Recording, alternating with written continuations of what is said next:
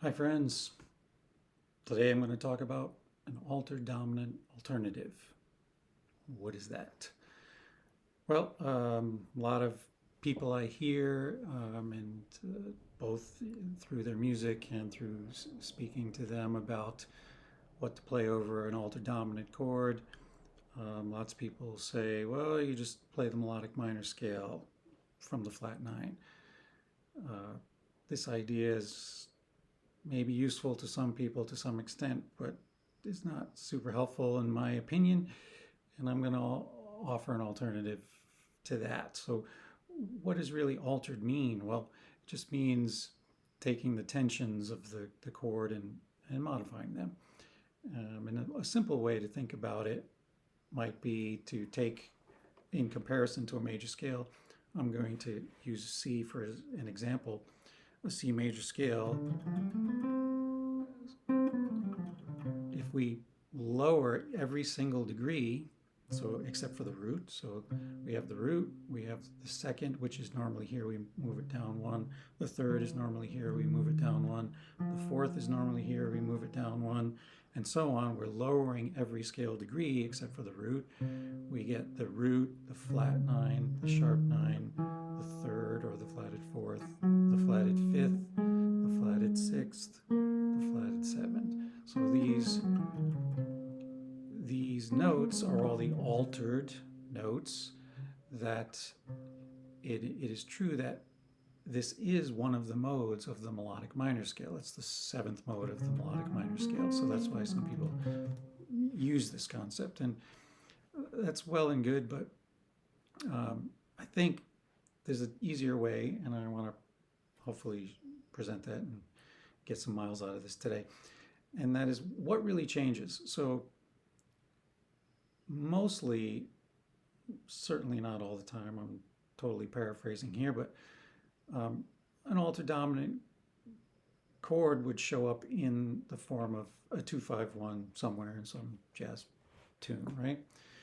And typically on a minor progression, could be major as well, doesn't really matter, but let's use a simple example of a 2-5-1 in the key of F minor.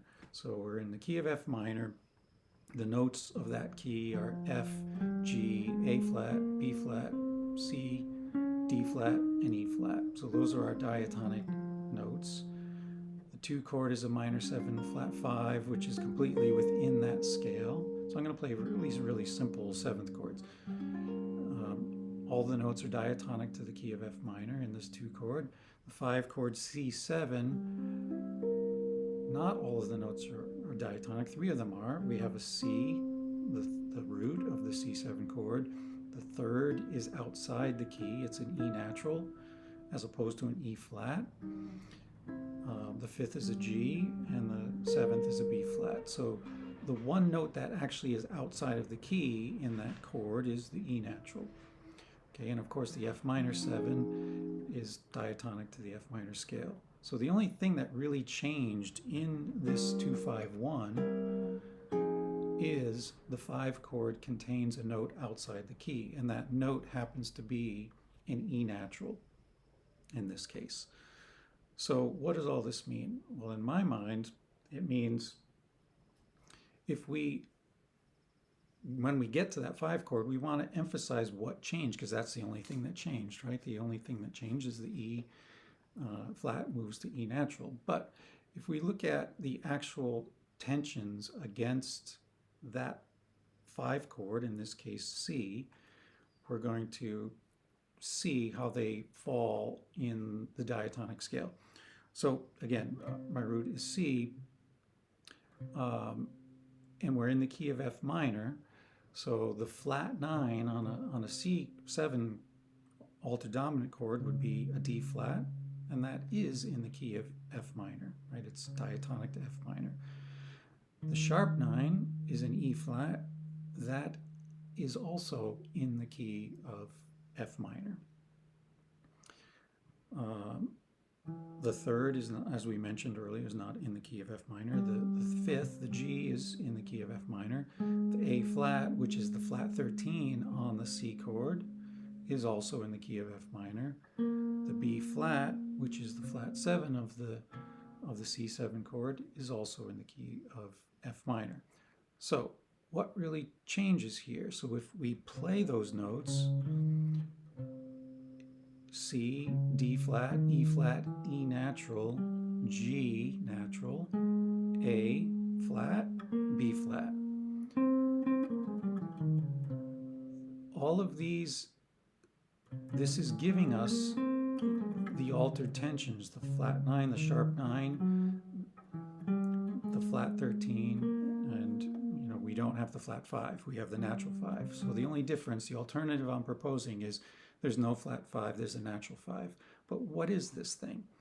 It's a sound, right? It's actually, in theory, it's one of the modes of the harmonic major scale. If that's something you haven't heard about before, it's simply a major scale with the flatted sixth. So if we take any major scale, and I'm going to use its relative, and I'll explain that in a second, in a flat major scale, and we simply 1, 2, 3, 4, 5, 6 is normally here. In this case, in F, we move it down a half step, but we leave the 7th where it is. You get this minor third between the flatted 6th and the 7th degree, and that gives a very unique sound. Right, so the reason I like this as opposed to the mode of the melodic minor is because of that minor third being exposed. That gives a lot of interest or possibilities that are a bit different in my ear, that can be super useful. So let me just show you the difference. I'm going to play a C dominant chord with several of the tensions. So I'm playing the root, the third, the 7th, so the bass shell voicing of a C7 chord, and then the sharp 9, the flat 13, and the flat 9. And I'm playing over the top of this. I'll first play the traditional altered sound, which is containing the root, the flat 9, sharp 9, third, flat 5, flat 6, and flat 7. Just to get it in our ear.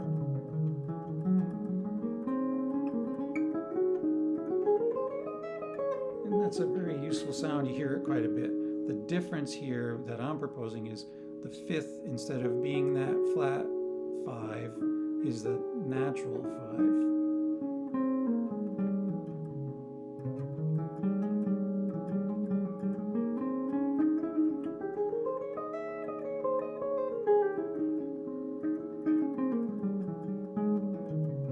So it has a slightly different sound.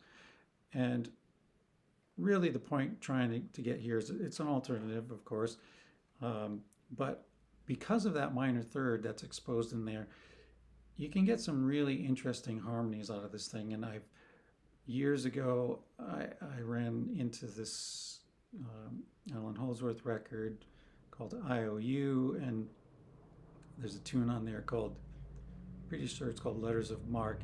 And I don't remember the tune specifically. I mean, this is going way back, but I do remember hearing him do something like this.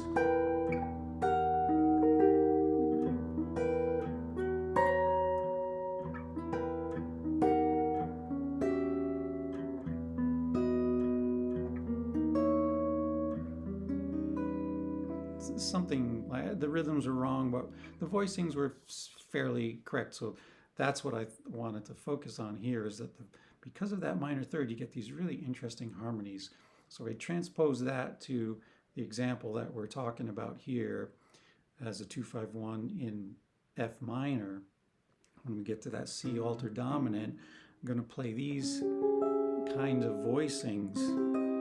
And what this is just, if we analyze it, this first one as an example is nothing but the third of the C, the flatted 13th, the natural 5th, and the flat 9. So So E, A flat, G, and D flat respectively. And then simply going to move this voicing through the scale.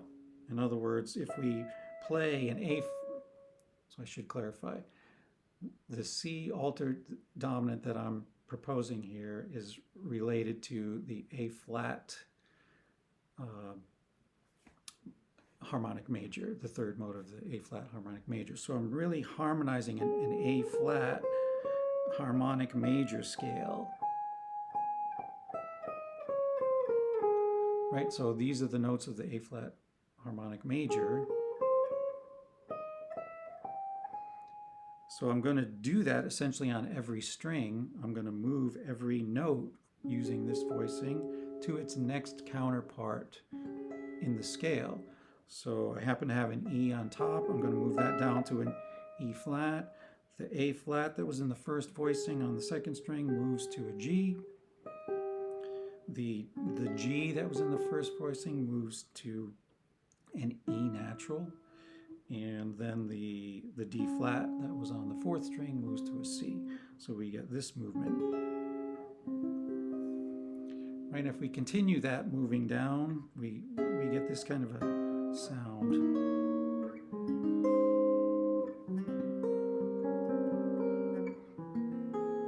Very, very cool sound, right? So coming back up, that one in particular I really like.